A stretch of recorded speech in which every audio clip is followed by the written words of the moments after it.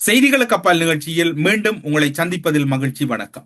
தமிழகத்தில் 234 தெரிவுகளுக்காக சட்டசபை தேர்தல் நடைபெற்று முடிந்திருக்கின்றது. 234 உறுப்பினர்களை தெரிவு செய்கின்ற தேர்தலினுடைய முழுமையான வாக்களிப்பு இப்போது நிறைவு பெற்றிருக்கின்றது. சென்னையில் 6 மணிக்கு மேலதிகமாகவும் சென்னை நகர்பகுதியிலே வாக்களிப்பதற்கான அனுமதிகள் வழங்கப்பட்டிருக்கின்றன. இரவு 8 மணி வரைக்கும் நீடிக்கப்பட்டிருக்கின்றது. அதற்கு முப்பால் ஏனைய இடங்களிலே வழமை போன்று 6 மணியோடு வாக்களிப்பு நிறைவு பெற்றிருக்கின்றது. அந்த அடிப்படையில் பார்க்கின்ற போது ஒரு புதிய சாதனை என்றுதான் பார்க்கப்படுகிறது. தமிழக வரலாற்றிலே வாக்குப்பதிவு என்பது 84.29 வீதம் என்று அந்த வாக்குப்பதிவு இடம்பெற்றிருப்பதாக தேர்தல் திணைக்களம் உறுதிப்படுத்தி இருக்கின்றது. இது வரலாற்று ரீதியாக அதிகூடிய வாக்குப்பதிவு என்று கூறப்படுகிறது. இப்போது சென்னை போன்ற இடங்களிலும் மேலதிகமாக 2 மணி நேரம் அதிகரிக்கப்பட்டுள்ளதனால் ஒருவேளை அதில் ஒரு சிறு மாற்றம் ஏற்படலாம் என்றும் எதிர்பார்க்கப்படுகிறது. 2021ஆம் ஆண்டை பார்க்கின்ற போது 73.63 வீதமான வாக்குகள் தான் பதிவாக்கியதாக அங்கிருக்கக்கூடிய தகவல்கள் தெரிவிக்கின்றன. அப்படி பார்க்கின்ற போது ஒரு பெரும் பாய்ச்சலாக இருக்கின்றது. கிட்டத்தட்ட ஒரு 11 வீதமான வாக்குகள் பெருவாரியான வாக்காக மாறி இருக்கின்றது. வாக்களிப்பும் அதிக அளவில் இருந்திருப்பதாக தேர்தல் திணைக்களகத்தின் புள்ளி விவரங்கள் கூறுகின்றன. கடந்த காலங்களிலே பேசப்பட்டதொரு விடயம் இப்போதும் பேசப்பட்டு கொண்டிருக்கின்றது. குறிப்பாக எல்லோரும் பேசினார்கள், அதாவது கூட்டங்கள் வாக்காக மாறுமா, ஒரு நடிகருக்கான வாக்குகள் அதிகரிப்பதற்கு வாய்ப்பு இருக்கின்றதா? இது இப்போது கூறப்படுகின்ற விடயம். இந்த வாக்களிப்பு என்பது ஒருவேளை இது தொங்கு சட்டசபையை நோக்கி செல்ல போகிறதா, அல்லது மீண்டும் ஆட்சி மாற்றம் இல்லாத ஒரு சூழ்நிலை இருக்கின்றதா என்கின்ற கேள்விகள் எல்லாம் எழுகின்ற போது பெருவாரியாக தமிழகத்தில் இருக்கக்கூடிய பல அரசியல் ஆய்வாளர்கள் அல்லது அங்கிருக்கக்கூடிய பல நட்பு வட்டங்களோடு உரையாடுகின்ற போது இந்த வாக்களிப்பு என்பது கிட்டத்தட்ட இன்று தமிழகம் ஒரு தேர் திருவிழா போன்று அல்லது ஒரு தீபாவளி பண்டிகை போன்றுதான் ஒட்டுமொத்த தமிழகமும் காட்சியளித்ததாக நீங்களும் பார்த்திருப்பீர்கள். அங்கிருந்தவர்களும் நமக்கு கூறியதை நம்மால் அறியக்கூடியதாக இருந்தது. அவ்வாறு பார்க்கின்ற போது இந்த வாக்களிப்பு என்பது ஒரு பெரும் பாய்ச்சல் ஒன்றை கொடுக்க போகின்றது. இப்போது வழங்கப்பட்டிருக்கக்கூடிய 84.29 வீதமான வாக்களிப்பு என்பது ஒருவேளை அது 85 அல்லது 86 நகர்ந்து செல்வதற்கும் வாய்ப்புகள் இருக்கின்றது. இந்த சென்னை போன்ற இடங்களிலே அதிகரிக்கப்பட்டிருக்கக்கூடிய வாக்களிப்பினால் அப்படி பார்க்கின்ற போது இது ஒரு சாதாரண பெரும்பான்மையோடு ஆட்சியை கைப்பற்றக்கூடிய சூழ்நிலைக்குள் ஒரு கட்சி நகர்ந்து சென்றிருக்கிறது என்று கூறப்படுகிறது. இந்த வாக்களிப்பு என்பது எல்லோரும் கூறுகின்றார்கள், இது விஜயின் வரவால் ஏற்பட்ட ஒரு அபரீதமான அதிகரிப்பு அல்லது அபரீதமான மக்களின் ஈடுபாடு என்றுதான் இது கூறப்படுகிறது. அதற்காக யார் ஆட்சி அமைப்பார்கள், யார் வெல்வார்கள் என்பதனை 4ஆம் தேதி தான் உறுதிப்படுத்தக்கூடியதாக இருக்கும் என்பதும் தமிழகத்தின் நிலைமையாக இருக்கிறது. இது இவ்வாறு இருக்கின்ற போது கரூர் என்பது தமிழக சட்டசபை தேர்தல் வரலாற்றில் ஏற்பட்ட ஒரு பெரும் கருப்பு புள்ளியாகவே பார்க்கப்படுகிறது. கரூர் சம்பவத்தை ஏற்படுத்தியது விஜய் தான். அதன் பின்னணியில் விஜய் பொறுப்பில்லாமல் நடந்து கொண்டார், விஜய்க்குத்தான் இதில் முழு பொறுப்பு இருக்கிறது என்று ஒட்டுமொத்த எதிர்கட்சியினரும் அண்மைக்கால தேர்தல் பிரச்சாரங்கள் முழுவதையும் கொட்டி தீர்த்தார்கள். ஆனால் அங்கு இடம்பெற்றிருக்கக்கூடிய வாக்களிப்பு என்பது கடந்த காலங்களோடு ஒப்பிடுகையில் 91.78 வீதமான வாக்குகள் அங்கு பதிவாகி இருக்கின்றது. அந்த வாக்களிப்பு என்பது அது ஒரு வரலாற்று ரீதியான ஒரு பெரும் வாக்களிப்பாக கரூரில் பார்க்கப்படுகிறது.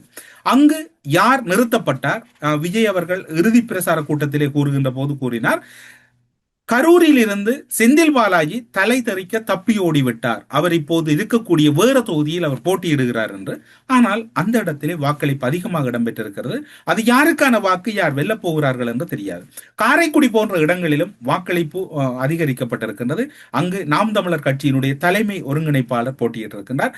அவர் வெல்லுவதற்கான வாய்ப்புகள் இருப்பதாக கூறப்படுகிறது. அதுவும் அந்த தொகுதியிலும் வாக்களிப்பு கணிசமாக அதிக அளவில் இருந்திருக்கின்றது. தமிழகம் புதியதொரு சாதனையை நிலைநாட்டி இருப்பதாகத்தான் எல்லோரும் கூறுகிறார்கள். வாக்கு சதவீதத்தில் புதிய சாதனையை எட்டி இருக்கிறது தமிழகம். கடந்த 1996ஆம் ஆண்டு தேர்தலில் இருந்து தற்போது வரை 2011ஆம் ஆண்டு மட்டும்தான் ஒட்டுமொத்தமாக 78.2 வீதமான வாக்குப்பதிவை எட்டியது தமிழகம். ஆனால் 2026ஆம் ஆண்டு குறிப்பாக இப்போது நாங்கள் உங்களோடு கூறிக்கொண்டிருக்கக்கூடிய இந்த கால பகுதியில் பார்த்தால் அதனுடைய தொகை மிகவும் அபரீதமாக இருக்கின்றது. அது கடந்த காலங்களோடு ஒப்பிடுகையில் ஒரு பெரும் மாற்றம். இந்த புதிதாக போட்டவர்கள், விஜய்க்கு போட்டவர்கள் தான் இந்த புதிதாக போட்டவர்கள் என்றால், ஏனையவர்கள் எல்லாம் ஏனைய கட்சிகளுக்கு போட்டவர்களா என்கின்ற அர்த்தமும் இருக்கலாம். அதுவும் நம்மால் முழுமையாக உறுதிப்படுத்த முடியாது இருக்கின்றது. குறிப்பாக சொல்ல போனால், இப்போது தமிழகத்திலே மிக முக்கியமான முகங்களாக பார்க்கப்பட்ட திமுகவினுடைய தலைவர் ஸ்டாலினாக இருக்கலாம், அதிமுகவினுடைய தலைவர் எடப்பாடி பழனிசாமியாக இருக்கலாம், நாம் தமிழர் கட்சியினுடைய தலைவர் சீமானாக இருக்கலாம், தமிழக வெற்றி கழகத்தின் தலைவர் விஜயாக இருக்கலாம். இவர்கள் போட்டியிட்ட தொகுதிகளில் எல்லாம் ஸ்டாலின் அவர்கள் போட்டியிட்ட கொளத்தூர் தொகுதியிலே 82.58% வாக்குப்பதிவு இடம்பெற்றிருக்கின்றது. எடப்பாடி பழனிசாமி போட்டியிட்ட தொகுதியிலே 89.9% வாக்குப்பதிவு இடம்பெற்றிருக்கின்றது. காரைக்குடி தொகுதியிலே நாம் தமிழர் கட்சியினுடைய சீமான் அவர்கள் போட்டியிருந்தார். அங்கு 71.88% வாக்குகள் பதிவாகி இருக்கின்றது. விஜய் அவர்கள் 2 தொகுதியில் போட்டியிருந்தார். பெரம்பலூர் தொகுதியிலே 86.72% வாக்குகளும், திருச்சி கிழக்கு தொகுதியிலே 79.32% வாக்குகளும் பதிவாகி இருக்கின்றது. இந்த வாக்களிப்பிலே அதிக அளவு வாக்கு பதிவாகி இருக்கின்றது. இந்த இடத்தில் 89.9% வாக்குகள் போட்டியிட்ட வேட்பாளர் அதாவது எடப்பாடி பழனிசாமி போட்டியிட்ட தொகுதியில் தான் அதிக அளவான வாக்குகள் பதிவாகி இருக்கிறது. அடுத்ததாக பெரம்பூர் தொகுதியிலே விஜய் போட்டியிட்ட தொகுதியிலே 86.72% வாக்குகள் பதிவாகி இருக்கின்றது. இது அந்த தமிழகத்திலே போட்டியிட்ட கட்சி தலைவர்கள், அதாவது ஸ்டார் வேட்பாளர்கள் உடைய வாக்களிப்பு வீதம் எப்படி இருக்கு அவர்கள் போட்டியிட்ட தொகுதியிலே என்று இது இவ்வாறு இருக்கின்றது. இப்படி இருக்கின்ற போது சென்னையிலே துறைமுகம் தொகுதியிலே போட்டியிட்ட சேகர் பாபுக்கும் அசோக்குக்கும் இடையில் ஒரு முருகல் நிலை இடம்பெற்றதாகவும், அங்கு தாக்குதல்கள் இடம்பெற்றதாகவும், மிகவும் ஒரு மூர்க்கத்தனமான முறையில் சேகர் பாபு, அதாவது திமுகவுக்கே உரிய பாணியில் சேகர் பாபு தலைமையிலான திமுகவினர் கள்ள வாக்கு போடுவதற்கு அங்கு முயற்சி செய்ததாகவும், அது தாவேகா தமிழக வெற்றி கழகத்தினுடைய அந்த பகுதியில் இருக்கக்கூடிய வேட்பாளர்களால் தடுக்கப்பட்டதாகவும், அதன் பின்னர் அங்கு ஒரு முருகல் நிலை ஏற்பட்டதாகவும், சேகர் பாபு கொலை செய்ய போவதாக அச்சுறுத்தியதாகவும் ஒரு பரபரப்பான செய்தி வெளியாகி இருக்கின்றது. அந்த செய்தியை தமிழக வெற்றி கழகத்தினுடைய வேட்பாளராக இருக்கக்கூடியவர்கள் உடனடியாகவே விஜயின் கவனத்துக்கு கொண்டு வந்திருக்கின்றார்கள். விஜய் இந்த விடயம் தொடர்பிலே உடனடி நடவடிக்கைகளுக்காக அதிகாரிகளோடு பேசுவதாக கூறியதாகவும் கூறியிருக்கிறார்கள். இது தமிழகத்தில் இடம்பெற்ற ஒரு பெரியதொரு வன்முறையாக பார்க்கப்படுகிறது. அதனையும் தாண்டி 2 கத்திக்குத்து சம்பவங்கள், சிறு சம்பவங்கள் எல்லாம் பதிவாகி இருக்கிறது. சேகர்பாபுவை பொறுத்தவரையில் ஒரு ரவுடி அல்லது ரவுடி கும்பலை வைத்து அவர் இவ்வாறான காரியங்களை செய்யக்கூடியவர் என்கின்ற தகவலை குறித்த அசோக் குமார் அவர்கள் அந்த இடத்திலே வெளிப்படுத்தி நிற்கின்றார். அதனை நீங்கள் இப்போது பார்க்கலாம். உன்னை போட்டுருவேன், உன்னை இங்கே போட்டுருவேன்னு சொல்லி செல்போன் எடுத்து வயிற்றுல 4 குத்து அப்படி குத்துறாரு, உள்ள அழுத்தி. அது வீடியோவில் எல்லாம் ஆதாரம் இருக்கு. போட்டுட்டு அவங்க உள்ளனே அதில் கூட இருந்தவங்க, ஏய் நான் இங்கே நகர மாட்டேன்னு சொல்லிட்டேன், நீ கொள்ளு போடு, நான் நகர மாட்டேன்ட்டேன். உடனே அவர் வெளியே போடா, உள்ள போடா, உள்ள போடான்னு சொல்லு. நான் போகவே மாட்டேன்னு ஒன்று என்னோட பிரதர் எல்லாம் ஏற்று வார் உள்ளே போயிட்டார் விஜயகுமாரி வான்னு சொல்லி பக்கத்து எடுத்துன்னு வந்துட்டாங்க. உடனே நான் வந்து இங்கே மறியலுக்கு வந்து உட்காந்துட்டேன். அதுக்குள்ள நான் ரோடு கொள்ளும்போது ஃபுல்லாக போலீஸ் வந்துச்சு. ஒரு உச்சக்கட்ட பரபரப்பில் தமிழகம் இருக்கின்றது. எவ்வாறு இந்த தமிழகம் கடந்து செல்ல போகிறது, எப்படி பயணிக்க போகிறது என்பதுதான் அடுத்து இருக்கக்கூடிய வினாவாக இருக்கின்றது. இந்த இடத்திலே ஊடகங்களை சந்தித்த கமலஹாசன் அவர்கள் கூறுகின்றார், மாற்றம் வந்து கொண்டே இருக்கின்றது, மாற்றம் வந்து விட்டது என்கின்ற ஒரு பாணியிலே அவர் பதில் சொல்லுகின்றார். ஒரு கட்டத்துக்கு மேல் பொய்யை மறைக்க முடியாது என்பதற்கு கமல் அவர்களுடைய அந்த சாட்சியும் ஒரு பெரும் கருத்தாக இருக்கின்றது. காரணம், அவரை மறந்து ஒரு மாற்றம் வந்து கொண்டிருக்கிறது, வந்து விட்டது என்று அவரை அறியாமலே அவர் கூறி செல்லுகின்ற காணொலியும் இருக்கின்றது. மாற்றம் வந்துகிட்டே இருக்கு, மாற்றம் வருமா, மாற்றம் வந்துகிட்டே இருக்கு. இதற்கும் அப்பால் தமிழக கடந்த காலங்களிலே தமிழகத்திலே தேர்தல் இடம்பெற்றால் அது ஒரு கட்சி தேர்தலாக இருக்கும். அந்த தமிழ் நாட்டினுடைய ஒரு விழாக்கோலம் அடைகின்ற அளவுக்கு ஒரு முக்கியத்துவம் வாய்ந்ததாக இருக்காது.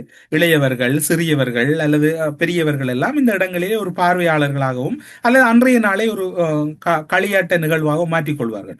தமிழக வரலாற்றில் முதன்முறையாக இம்முறைதான் அந்த ஒரு பெரும் படையோடு மக்கள் அணி அணியாக வாக்குச்சாவடிகளுக்கு சென்றிருக்கிறார்கள். இது ஒரு மாற்றத்துக்கான தேர்தல் என்று கூறப்படுகிறது. ஒருவேளை இப்போது இருக்கக்கூடிய சூழ்நிலையில் 32 தொடக்கம் 35% வாக்குகளை எடுத்து சாதாரண பெரும்பான்மையோடு தாவேகா ஆட்சி அமைக்கலாம் என்று கூறப்படுகிறது. உடனடியாக நீங்கள் கீழ்ப்புறத்திலே வந்துவிட்டு இது ஒரு விஜய்க்கு சார்பானது, சீமானுக்கு எதிரானது என்று அப்படி இல்லை. நடைமுறை அரசியலை கூறுகிறோம். அதே போன்று அல்லது அதற்கு மாறி நடக்குமாக இருந்தால் 20 தொடக்கம் 25% வாக்குகளை தாவேகா எடுக்குமாக இருந்தால் ஒரு கணிசமான ஆசனங்களைத்தான் அவரால் பெற முடியும். 20 தொடக்கம் 25% வாக்குகளை பெறுவாராக இருந்தால் அது பெரிய, அதாவது அதிமுக போன்ற கட்சிகள் ஆட்சி அமைக்கும். அதனை தாண்ட வேண்டும். 20% உள்ளே எடுப்பாராக இருந்தால் அது திமுக ஆட்சி அமைக்கும். 20க்கும் 25க்கும் இடையில் எடுத்தால் அதிமுக ஆட்சி அமைக்கும். 30க்கு மேற்பட்ட ஒரு வீத கணக்கில் 32 தொடக்கம் 35% வாக்குகளை விஜய் அவர்கள் பெறுவாராக இருந்தால் அவர் ஆட்சி அமைப்பார் என்பது இப்போது இந்தியாவில் இருக்கக்கூடிய தலை சிறந்த தேர்தல் கொள்கை வகுப்பாளர்களால் பார்க்கப்பட்டிருக்கக்கூடிய கணிப்பாக இருக்கின்றது. இந்த அபரிதமான வாக்களிப்பு என்பது எங்கிருந்து வந்தது, எப்படி வந்தது? வெளிநாடுகளிலிருந்து சுமார் 20 லட்சத்துக்கு மேற்பட்டவர்கள் வாக்களிப்பில் பங்கு பெற்றிருப்பதாக தேர்தல் திணைக்களகத்தை மேற்கோள் காட்டி ஒரு தகவல் வெளியாகி இருக்கிறது, கருத்து கணிப்பு நிறுவனம் ஒன்றால். அப்படி பார்க்கின்ற போது அந்த வெளிநாடுகளில் இருந்து வருகை தந்தவர்கள் இப்படி அதிகரிக்கப்பட்ட வாக்குகள் எல்லாம் பார்க்கின்ற போது இது ஒரு மாறுதலான ஒரு முடிவை நோக்கித்தான் நகரப் போகிறது. 32 தொடக்கம் 35% வாக்குகளை விஜய் எடுக்க போகிறாரா, அல்லது 20 தொடக்கம் 25% வாக்குகளை எடுத்து ஒரு தொங்கு சட்டசபை ஹங் அசம்பிளி ஒன்று உருவாக போகிறதா, அல்லது 20% உட்பட்ட வாக்குகளை எடுத்து மீண்டும் திமுக ஆட்சி அமைக்க போகிறதா என்றெல்லாம் ஒரு குழப்பமான வினா இருக்கின்றது. யார் ஆட்சி அமைக்க போகிறார்கள் என்று தெரியாது. ஆனால் ஒரு செய்தி இதில் உறுதிப்படுத்தப்பட்டிருக்கின்றது.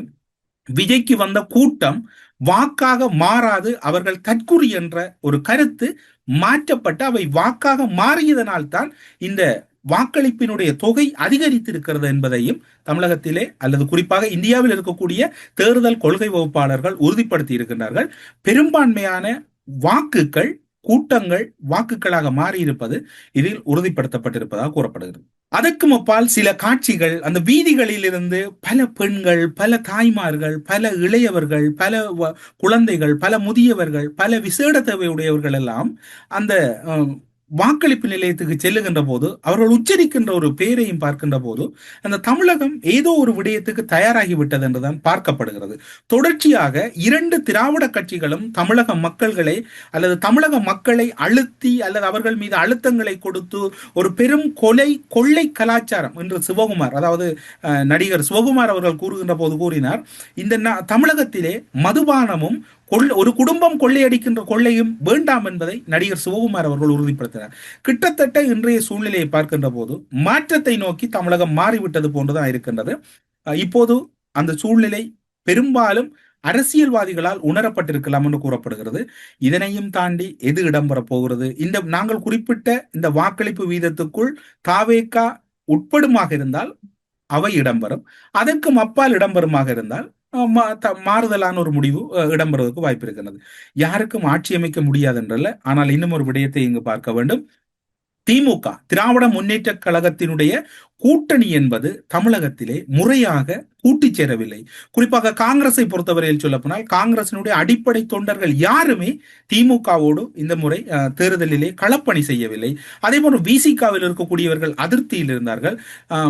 விஜயகாந்தினுடைய கட்சி தேமுகவினுடைய கட்சியை பார்க்கின்ற போது அவர்கள் அந்த இடத்திலே வந்தாலும் கூட அது அவர்களுக்கு அதிகளவான செல்வாக்கை வழங்கவில்லை என்று கூறப்படுகிறது.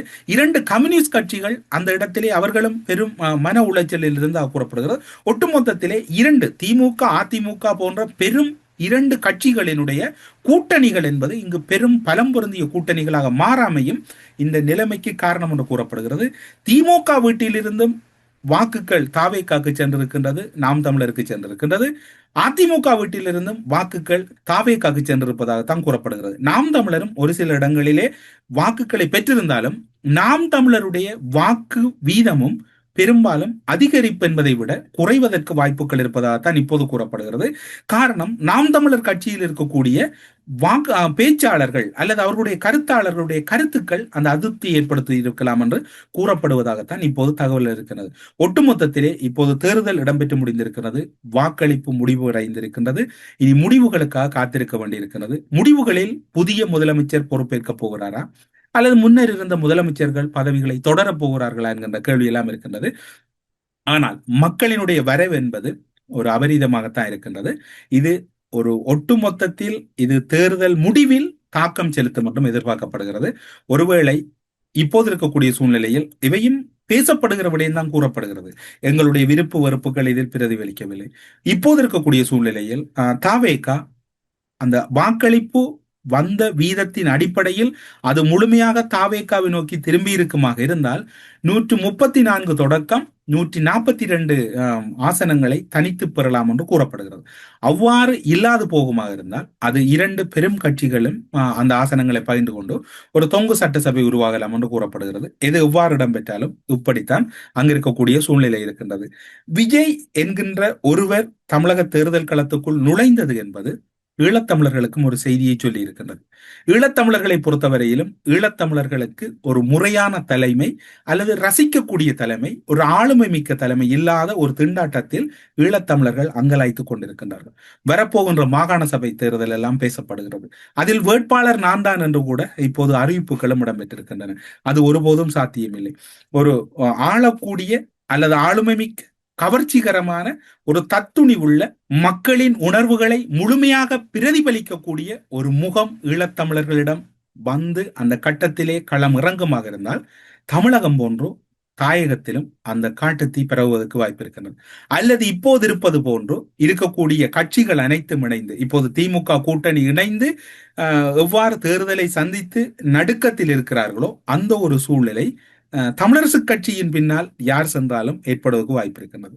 என்றால் அதில் இருக்கக்கூடிய முகங்கள் அல்லது அவர்கள் நிறுத்தக்கூடிய முகம் தொடர்ச்சியாக தேர்தலை கண்டு தோல்வி அடைந்தது. மக்கள் மத்தியிலே ரசிக்கக்கூடிய அளவில் இல்லை.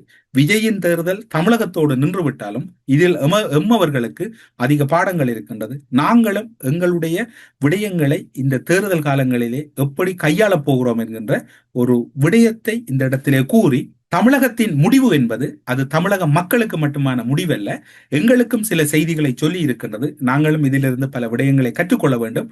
4ஆம் தேதி தமிழகத்தினுடைய முதலமைச்சராக தெரிவு செய்யப்பட போகின்ற அந்த அதிர்ஷ்டசாலி அல்லது பாக்கியசாலி யார் என்று சொன்னால், ஒரு வாக்களிப்பு என்பது ஒரு புதிய சாதனையை நிலைநாட்டிருக்கக்கூடிய சூழ்நிலையில் முதலமைச்சரும் ஒரு புதிய சாதனையான முதலமைச்சராக களமிறங்கலாம் என்றுதான் எதிர்பார்க்கப்படுகிறது. அந்த முதலமைச்சருக்காக தமிழகம் காத்திருக்கின்றது. ஒட்டுமொத்த உலகமும் அவர் யார் என்று பார்ப்பதற்கு காத்திருக்கின்றது. தமிழகம் வாக்களித்தவரை அரவணைப்பதற்கு காத்திருக்கின்றது. ஒட்டுமொத்த உலகமும் அவர்கள் யாரை தெரிவு செய்தார்கள் என்பதையும் காண்பதற்கு பார்த்திருக்கிறது. எனவே இந்த தகவல்களோடு தமிழகத்தினுடைய தேர்தல் நிலவரம் தொடர்பிலும் அங்கு இடம்பெற்ற சம்பவங்கள் தொடர்பிலும் அவளோடு எதிர்பார்த்திருப்பீர்கள். செய்திகளுக்கு அப்பால் நிகழ்ச்சியில் உங்களோடு இந்த தகவல்களை பகிர்ந்து கொண்டு விடைபெறுகிறோம். நன்றி, வணக்கம்.